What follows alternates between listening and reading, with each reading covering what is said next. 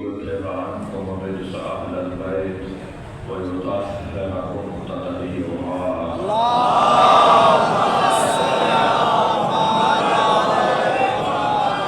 ولعنة الله على أعدائهم أجمعين من يوم عداوتهم إلى قيام يوم الدين. ثم بعد، قال الحكيم في القرآن الكريم: بسم الله الرحمن الرحيم. منها خلقناكم وفيها نعيدكم ومنها نخرجكم تارة أخرى. صلوا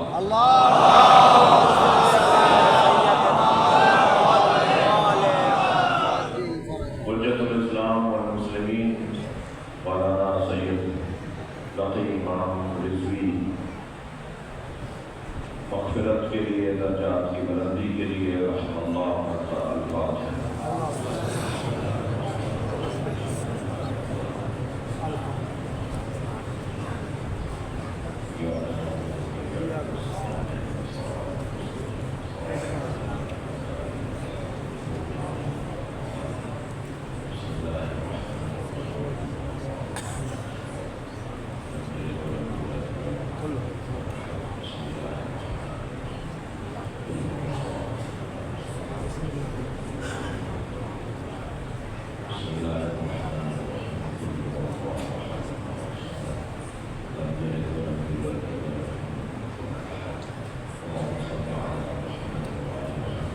مغفرت کے لیے برابر صلوات.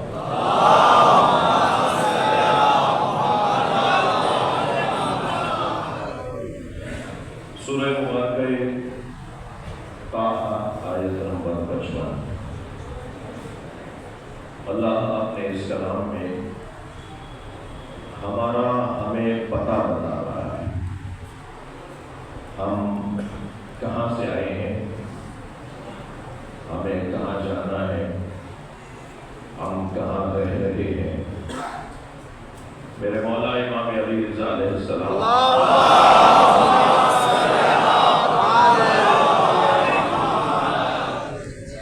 رحم اللہ امرأ من علم من عین فی عین الی عین. میرے مولا فرماتے ہیں اللہ اس شخص پر اپنا رحم کرتا ہے جو یہ جانتا ہو کہ کہاں سے آیا ہے، کہاں ہے اور کہاں جائے گا.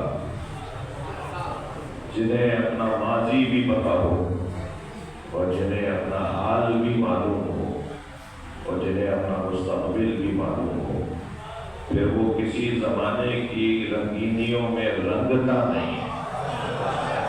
حالات کا رونا وہ روتا ہے جو حالات سے مغلوب ہو جاتا، جو حالات پر غالب آ جائے وہ حالات کا رونا نہیں روتا.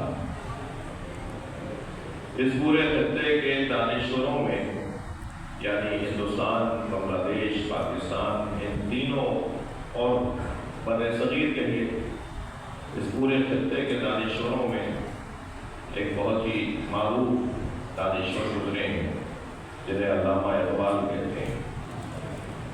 اقبال نے ہمیں ایک فلسفہ دیا ہے کہ جس کے پاس اللہ، اللہ کا رسول اور علی ہو، اسے کسی سے متاثر نہیں ہونا چاہیے بلکہ اسے اثر گزار بننا چاہیے. وہ دوسروں پہ اثر چھوڑے، وہ اثر گزار بنے.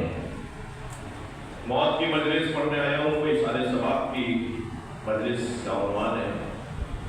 ہم سب مزاجاً اثر گزار بھی ہیں اور اثر پذیر بھی ہیں.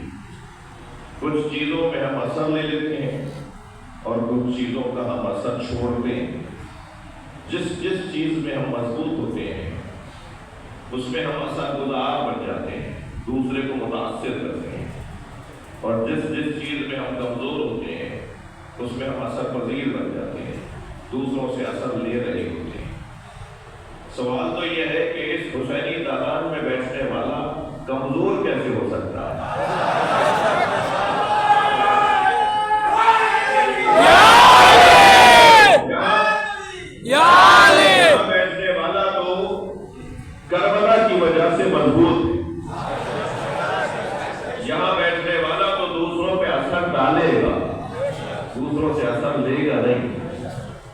علامہ اقبال جب جرمنی پڑھنے کے لیے گئے تو میونخ یونیورسٹی کے اندر انہوں نے یہ ضد پکڑ لی کہ مجھے انگریزی میں پڑھنا ہے، جرمن زبان میں نہیں پڑھنا۔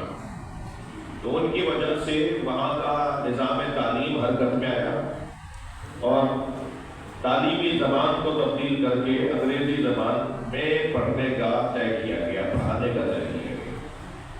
علامہ وہاں اثر چھوڑ کر آئے، واپس آنے کے بعد تو اور انہیں یورپین ہو جانا چاہیے تھا، مغربی ہو جانا چاہیے تھا، ولایتی ہو جانا چاہیے تھا، مگر علامہ وہاں پر اثر چھوڑ کر آئے، واپس آنے کے بعد اور زیادہ انقلابی ہو گئے اور اپنے انقلابی باقی رہنے اور ان پر اثر چھوڑ کر آنے کا انہوں نے فلسفہ بیان کیا ہے۔ اور وہ فلسفہ یہ بیان کیا کہ خیرہ نہ کر سکا مجھے جلوے دانش فرنگ، یورپ کی تعلیم کا جو جلوہ، جو چمک تھی، جو کشش تھی، اس سے میں متاثر نہیں ہوا۔ اقبال کہتے ہیں کہ خیرہ نہ کر سکا مجھے جلوے دانش فرنگ، سرما ہے میری آنکھ کا خاک مدینہ و نجف۔ جس کی آنکھ میں مدینے کی خاک کا سرما لگا ہوا ہو، جو نجفی آنکھوں سے دیکھتا ہو، وہ کسی اور پر اثر چھوڑ تو سکتا ہے، کسی اور کا اثر لے نہیں سکتا۔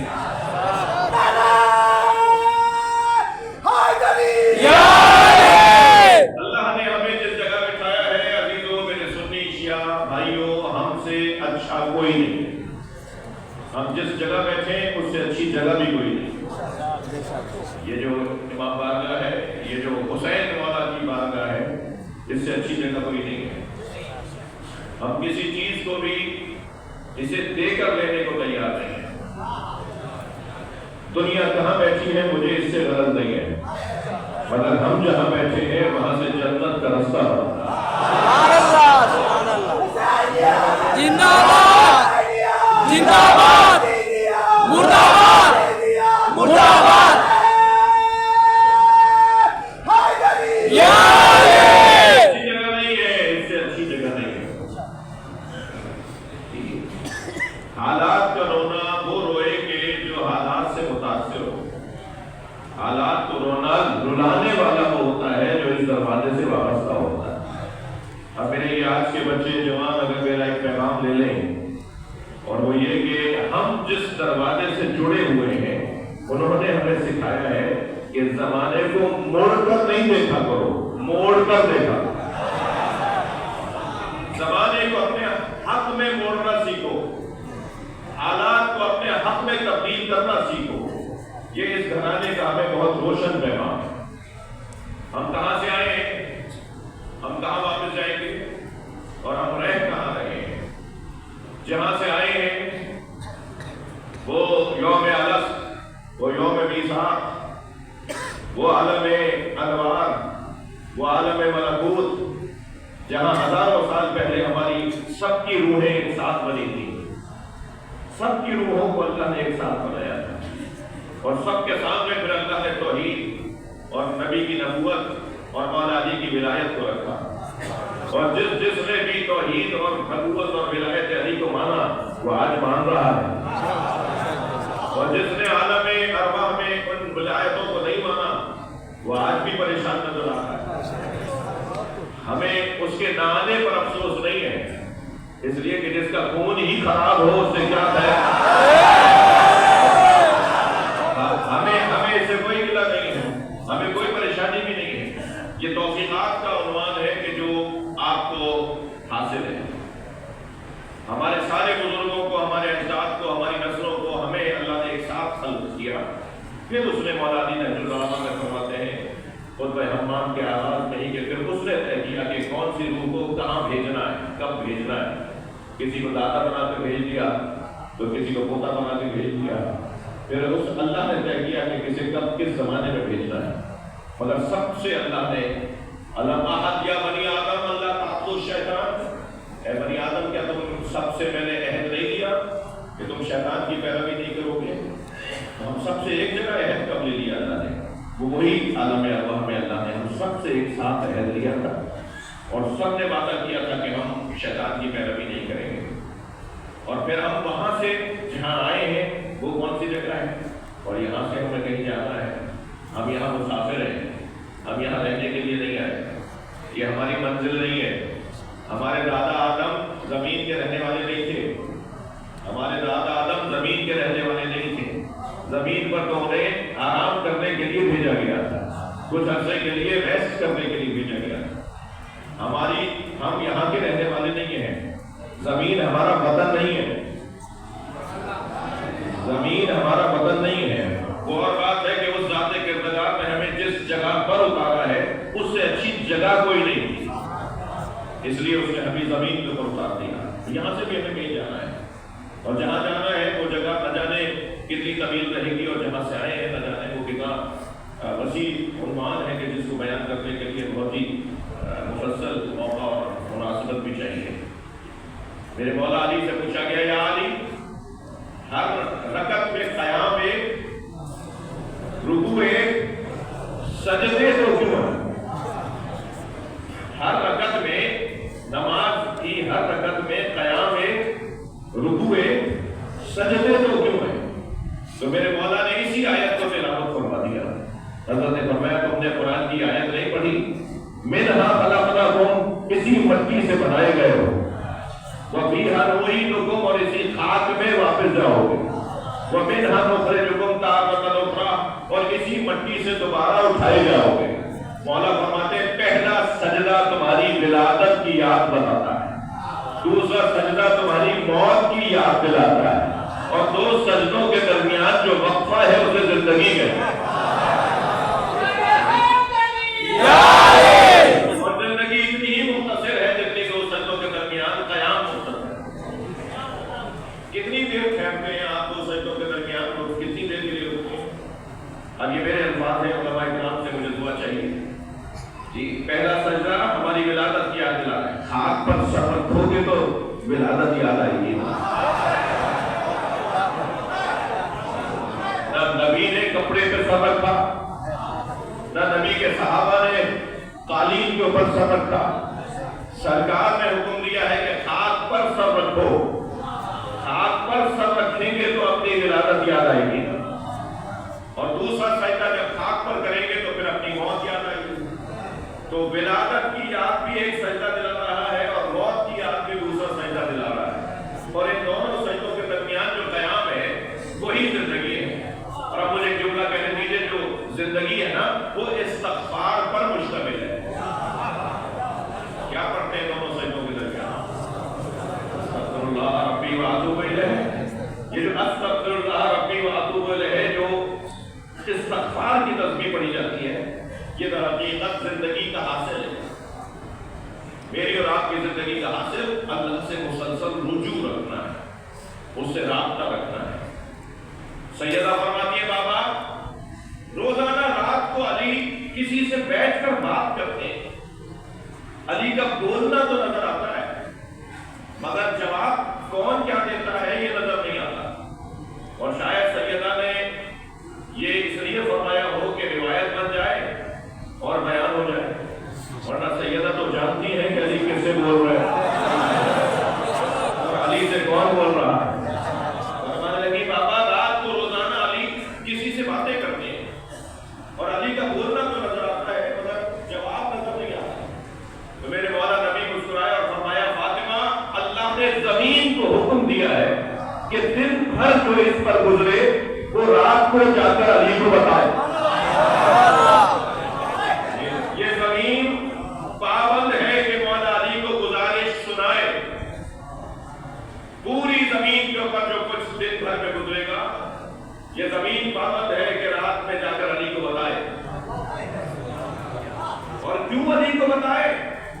اس لیے علی کو بتائے کہ قرآن مجید میں اسی علی کو اللہ نے یہ کہہ کر یاد کیا ہے، اذا زلزلت الارض زلزالها واخرجت الارض اثقالها وقال الانسان ما لها۔ جی، جب زمین جھٹکے کھائے گی اور زمین کے اندر موجود چیزیں باہر نکلنے لگے گی تو ایک انسان ہوگا جو زمین سے کہے گا، تجھے کیا ہو گیا؟ میرے مولا علی اپنے سینے پہ ہاتھ رکھ کے فرماتے، وہ انسان میں علی۔ یا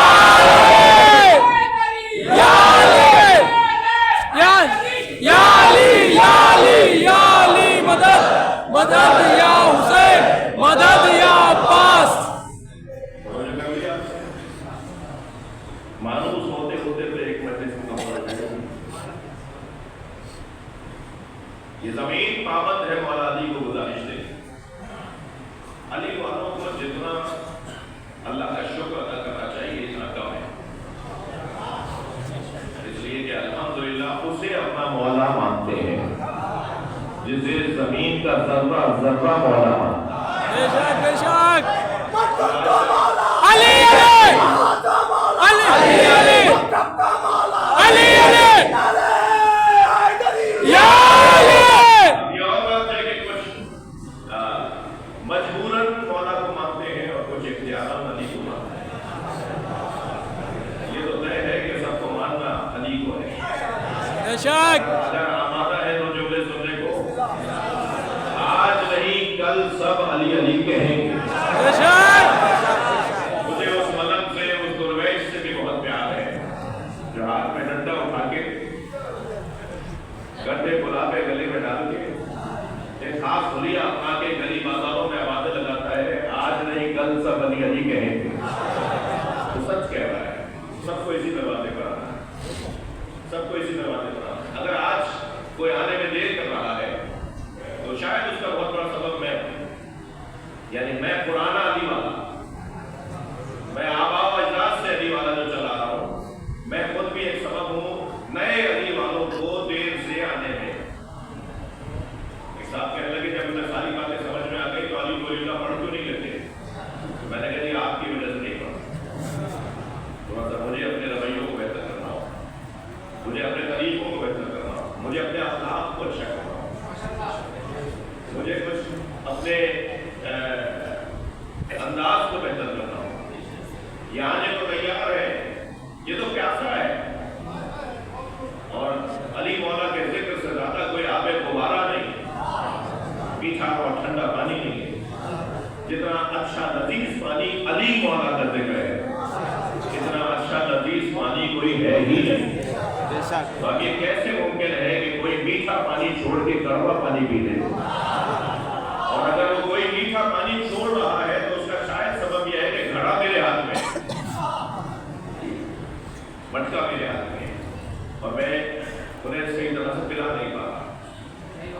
میرے بچوں جوانوں میں آپ سے بات کروں گا، ان بزرگوں سے مجھے دعا چاہیے، علماء سے مجھے دعا چاہیے۔ حسین مولا کا چاہنے والا جب کسی کوچہ بازار سے گزرتا ہے تو اس کی چال بتاتی ہے کہ علی والا جا رہا ہے۔ اسے بتانے کی ضرورت نہیں ہے کہ وہ کون ہے۔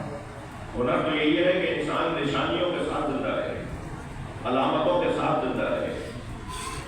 اپنی شناخت کھو کر زندہ رہنے والا انسان بڑا آدمی نہیں ہوتا۔ نشانیوں کے ساتھ رہنے ہی ہنر مندی ہے۔ کسی نے دیکھا نہیں تھا کہ خود ابراہیم علیہ السلام نے توڑے، مگر سارا شہر کہہ رہا تھا یہ کام ابراہیم کا ہے۔ حضرت ابراہیم نے وہ کھانے میں جا کر کسی کی آنکھ پھوڑی تو کسی بت کا پیٹ پھاڑا، تو کسی بت کا گھٹنا پھوڑا، اور کسی بت کا کان کاٹا، اور بڑے بت کے گلے میں کلاڑی لگا، اور کارروائی کر کے اطمینان کے ساتھ آ کے بیٹھے۔ یہ جب واپس آئے اور انہوں نے خود کھانے میں بتوں کو ٹوٹا ہوا دیکھا اور ایک بت کو سالم دیکھا جس کے گلے میں کلاڑی لٹکی تھی، تو آپس میں کہنے لگے کہ یہ اسی جماعت کا کام ہے جسے ابراہیم کہتے ہیں۔ کسی نے نہیں دیکھا تھا کہ ابراہیم نے یہ بت توڑے، مگر سب کو یقین تھا کہ کام ابراہیم کا ہے۔ کام بتاتا ہے نا کس کا ہے، طریقہ بتاتا ہے نا کس کا ہے۔ اور حضرت ابراہیم کو جب پکڑ کر لے آئے تو کہنے لگے یہ تم نے توڑے؟ حضرت ابراہیم نے فرمایا اسی نے توڑے ہوں گے جس کے گلے میں کلاڑی لٹکی ہے۔ تو کہنے لگے یہ تو ناک پہ بیٹھی مکھی نہیں جل سکتا، یہ جس کے گلے میں کلاڑی لٹکی ہے تو ناک پہ بیٹھی مکھی نہیں جل سکتا، تو یہ خود کیسے توڑے گا؟ تو حضرت ابراہیم بھی تو یہی چاہ رہے تھے کہ یہ اپنی زبان سے بول دے، جو ناک پہ بیٹھی مکھی نہیں جل سکتا وہ تمہارا خالق کیسے ہے، وہ تمہارا رب کیسے ہے؟ حضرت ابراہیم علیہ السلام نے انسان کی فطرت کو زندہ کر دیا۔ اگر تھکے نہیں بیٹھے تو جملہ کہوں، جس شخص کو علی مانتے تھے، جس دشمن کو علی مانتے تھے، اب علی مولا عمودی تلوار چلائے یا افقی چلائے؟ حدیث کہتی ہے کہ علی اگر عمودی تلوار چلاتے تھے، سر پہ مارتے تھے، تب بھی برابر کا کٹ کے گرتا تھا، اور افقی تلوار چلاتے تھے تب بھی برابر کا کٹ کے گرتا تھا۔ علی مولا کا مارا ہوا جنازہ پکار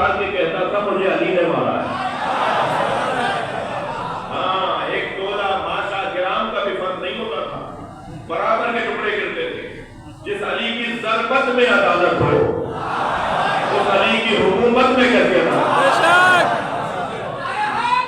یا علی یا علی علی علی علی علی علی علی یا علی یا علی یہ والے جو بچے نعرے لگا رہے ہیں آپ ان سے الجھے نہیں، اس مجلس کا تقاضا ہے۔ یہ وہ جو کم نعرے سننے والے بات لوگ بیٹھے ہوتے ہیں کہ اتنے سارے نعرے تھے انہیں پڑھنے تو دیتے، وہ جو کیلکولیٹر لے کر آئے وہ تسلی رکھے میں 1.5 گھنٹے کی پڑھوں گا۔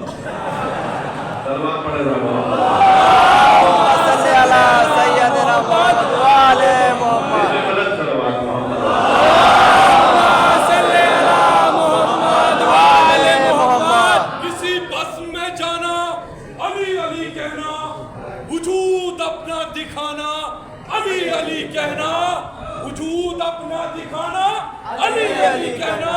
جب فرشتے آئیں گے کرنے تجھ سے سوال، بھائی کچھ نہ کہنا بس علی علی کہنا، نعرہ حیدر حیدر حیدر۔ غلط سلوات اللهم صل على سيدنا محمد وعلى محمد آپ اس سے بھی غلط پڑھ سکتے ہیں۔ صلی علی محمد وعلی محمد۔ مولانا نقی امام رضوی کے درجات کی بلندی کے لیے اور بھی بلند سلوات۔ اللہم صلی علی محمد وعلی محمد۔ بھائی توجہ آپ،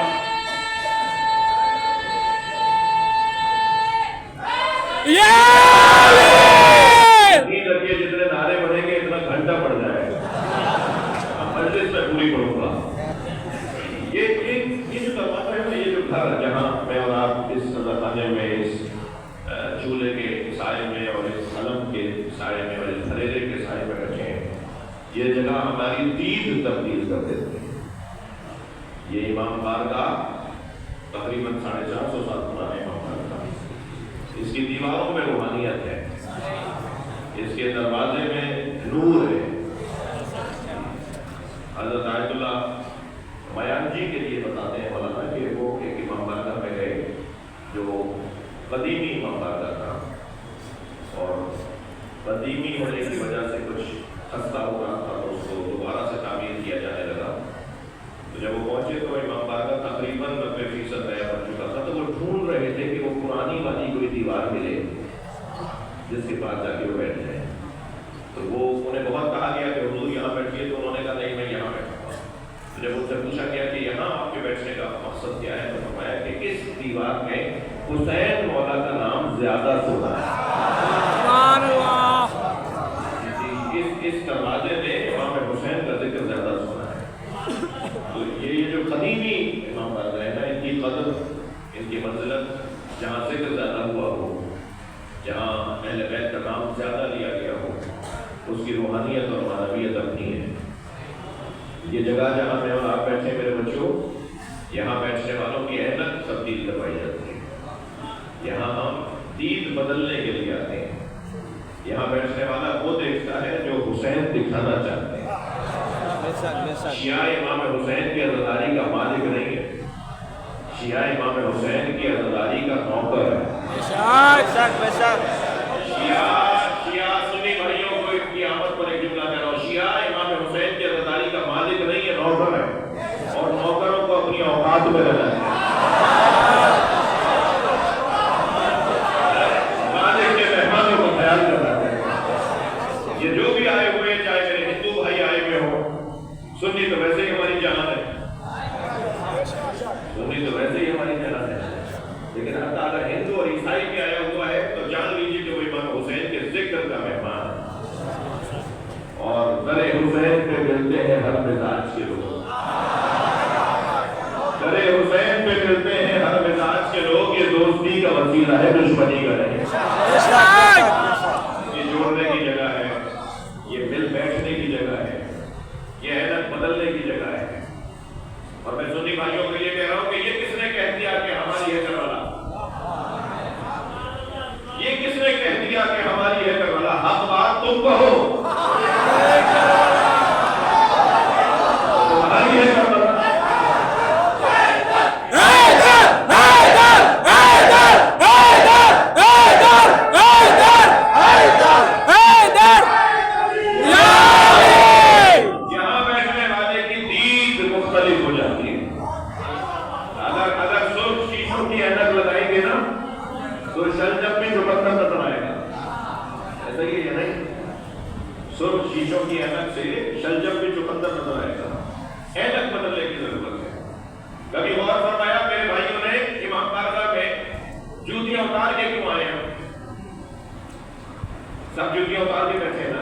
بے شک تھوڑی گردن ہلا دیجیے. جی جی ہم سب جوتیاں اتار کے آئے نا.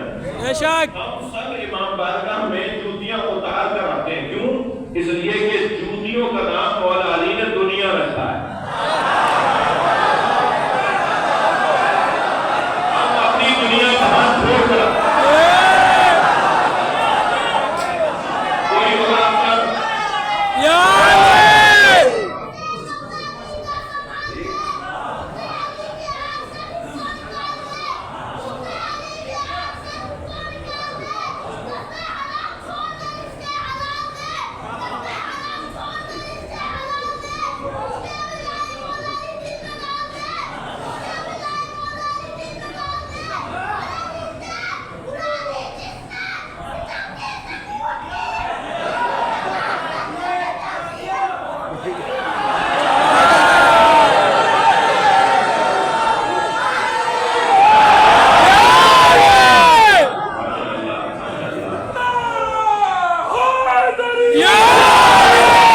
بارگاہ کے باہر کوئی افسر ہوگا, کوئی زمیندار ہوگا, کوئی فلاں گریڈ کا ڈائریکٹر ہوگا. جیسے ہی امام بارگاہ میں آئے سب فقیر حسین. بے شک بے شک ہاں باہر کوئی بڑی گاڑی سے اتر کر آیا ہوگا, مگر وہ باہر جائے تو لندرانیاں دکھائے, یہاں تو اسے گردن چھکا کے آنا ہوگا. بے شک بے شک یہاں تو سب امام حسین کے فقیر ہیں. یہ جو سوچ ہے نا, یہ جو خیال ہے, یہ جو تصور ہے, یہ جو سوچ ہے, یہ ہمارے بہت سارے رویوں کو بدل دیتا ہے. میں ایک عرصے تک ایک مسجد کا پیشمان تھا. کثرت سفر کی وجہ سے مسجد کی انتظامیہ سے رخصت لے دی. میں اپنے گھر سے مسجد کے صحن سے اوپر وقت میں سواری کی طرف جا رہا تھا تو دو لڑکے, دو جوان آپس میں لڑ رہے تھے, اور ایک مسلسل چڑھائی کر رہا تھا اور دوسرا مسلسل کہہ رہا تھا کہ باہر چلو, باہر چل کے بات کریں. تو میں قریب گیا اور میں نے کہا بھائی باہر جا کے کیا بولو گے جو جہاں نہیں بول رہے ہیں؟ کہنے لگا مولانا یہ امام بارگاہ ہے, یہ مسجد ہے, یہ لڑنے کی جگہ نہیں ہے. آپ یقین جانیے میں نے اس کا ماتھا چوم لیا. میں نے کہا کم سے کم اس سوچ کے لوگ آج بھی ہیں کہ امام بارگاہ لڑنے کی جگہ نہیں, مسجد لڑائی کی جگہ نہیں. کہیں تو سرخ بتی کے قائم ہو جائے کہ ہماری سواری ہر جگہ ہی دوڑے چلے جائیں گے, کہیں تو سگنل کے